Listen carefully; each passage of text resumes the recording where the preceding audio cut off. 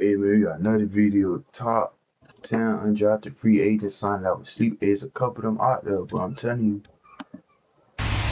there's a couple of niggas that went undrafted. We're back here in like, CBS Sports HQ, where the NFL draft has come and passed. A lot of players went undrafted and signed shortly after. So to give us some of his favorites, we are joined by our own Emory Hunt. So before we get to your top 10, we'll start at the top, go 10, 9, 8, 7, 6, 5, 4, 3, 2, 1. First, let's get your honorable mentions. We have to start with the quarterback coming from America's University, the University of Louisiana, Ben Woolridge, going to the New England Patriots. I love that. Okay. This is a guy that helped lead that program, our program, to new heights. Fantastic quarterback. He should do fine in the preseason. He's right now QB3 on a depth chart.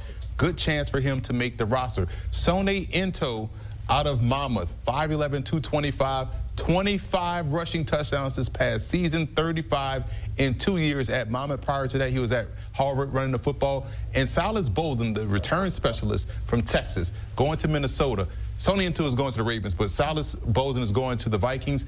Tremendous elite level return specialist. You just want the ball in his hands. He was my number 8 slot receiver, so getting him here to handle that role is big for Minnesota. All right, let's now dive deep into your top 10 undrafted free agent signings, and we will begin with the runners-up, the Chiefs picking up a tight end out of Clemson. Jake Brenningstool was my number 1 flex tight end, so I see him as a vertical stretch type player, someone that can help out this offense and come in and be a complement to what they have in their tight end room. Kind of like Noah Gray, what they have, but this guy, to me, is very underrated. Good athleticism, gets vertical quick on those safeties, and does a great job at making plays. Yes, he has some inconsistencies with drops, but for me, at this flex tight end position, I like his ability. All right, let's get to my Commanders here. Just turning and burning this offseason, hoping to make another deep run in the playoffs under quarterback Jaden Daniels in year 2. They pick up some help, though, defensively.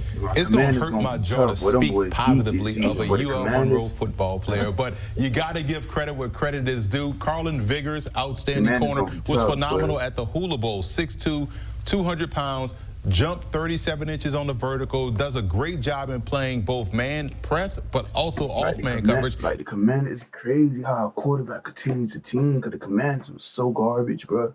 Like, the season before that, like, the Commanders was so garbage. They put Jaden Daniels, they got a new head coach, new GM, everything changed. They like a new team. You look at what he did in the game against Texas, and we know they had a trio of wide receivers. We just talked about one as my undrafted, honorable mention is Silas Bolden, but he did a fantastic job there. Great ball skills, was locking down receivers at the Hula Bowl. Going to the Commanders, I love this fit. All right, number 8 here on your top 10 undrafted free agent signings. You got a receiver who's reuniting with his college quarterback in Cam Ward. Xavier Restrepo. I know this nigga, I don't know how he went undrafted. It probably was his 40 times. I know he ran the slow ass 40, but come on, bro. Restrepo. And the slow 40 time.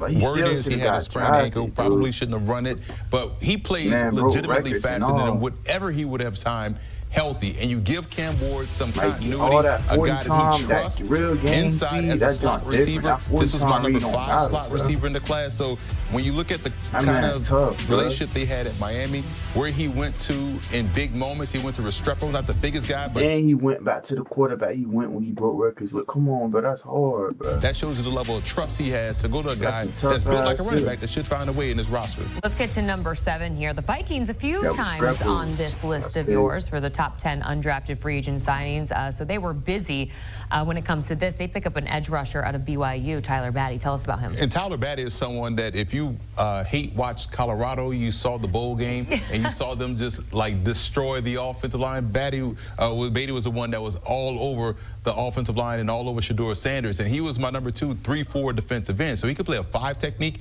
He could play out on the edge.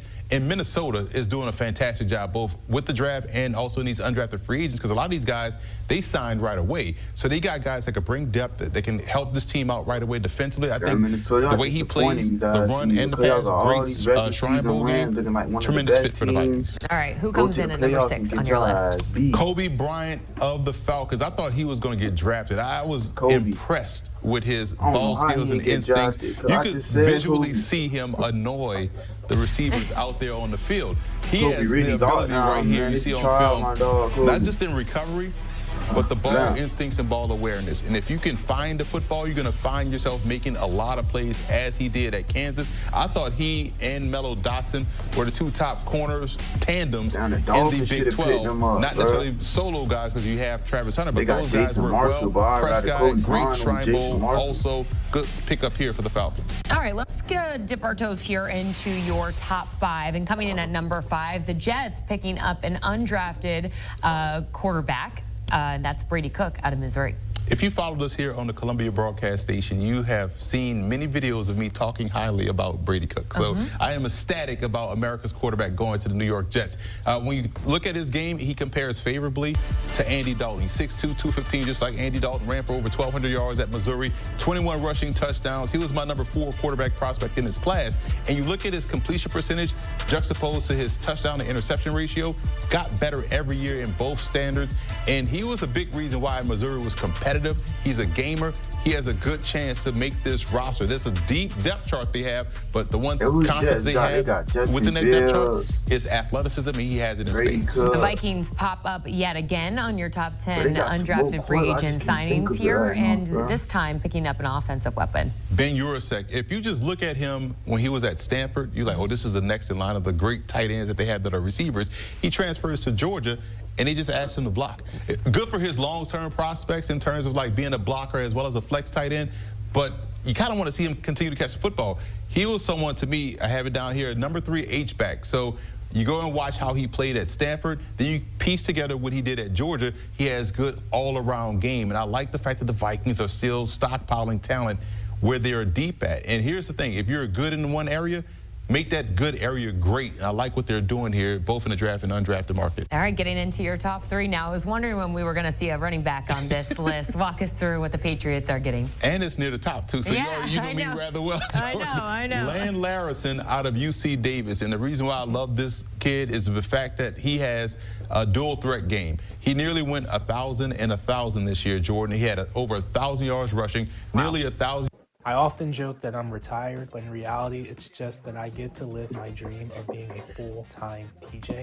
Yards receiving, had like 890 something receiving, and he reminds me a lot stylistically of Christian McCaffrey. When you're watching him dominate out there on the field, he glides, and that's whether it's running routes or when he hits the outside perimeter, he makes guys miss it in the hole, inside and also outside. Fantastic. Love the versatility. Compared to, I absolutely love it. 6'8" tackles that I love in his class. Pierce and Ozzie Trapillo. Trapillo got drafted to the Bears in the 2nd round.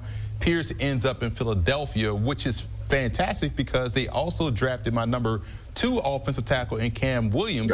But this is an underrated guy who, at 6'8", walk-on, got the good knee bend like a 6'5" tackle. So when you think about what he does really well, he's able to get out there on the perimeter. He's able to anchor down. He's a left tackle at 6'8" with good knee bend, and he was my number 4 tackle. So I like the fact that the Eagles drafted my number 2 and then picked up my number 4 as an undrafted free agent. We said this about Philadelphia. They do a great job of always planning a year ahead. So we may not see him this year. We may not see Cam Williams this year.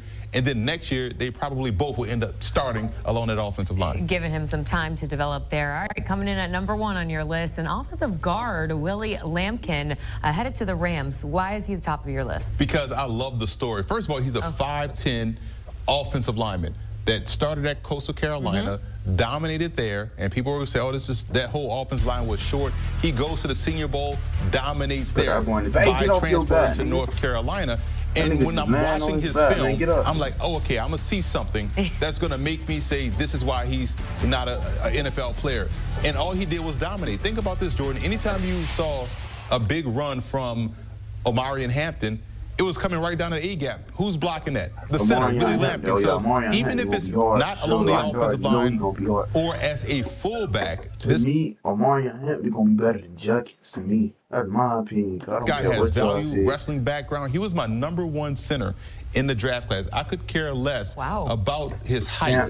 It's about how he plays. Size is not a skill. He was the best interior offensive lineman, I thought, within this group at that position. So the Rams got themselves not only a guy that could start center or guard, but even as a 6th offensive lineman or even the fullback. All right, Emory Hunt, there you have it. His top 10 undrafted free agent signings. Here is another look at some of the names. Top 10. I ain't got my number 1 undrafted free agent signing. I ain't gonna lie, the Strapper though. The Strapper gonna be hard. Restrepo and Kobe Bryant. that But we will number all one be though, keeping an eye. sleeper number one, Xavier Restrepo. Y'all look out for Restrepo though. He gonna be hard, bro. Telling y'all.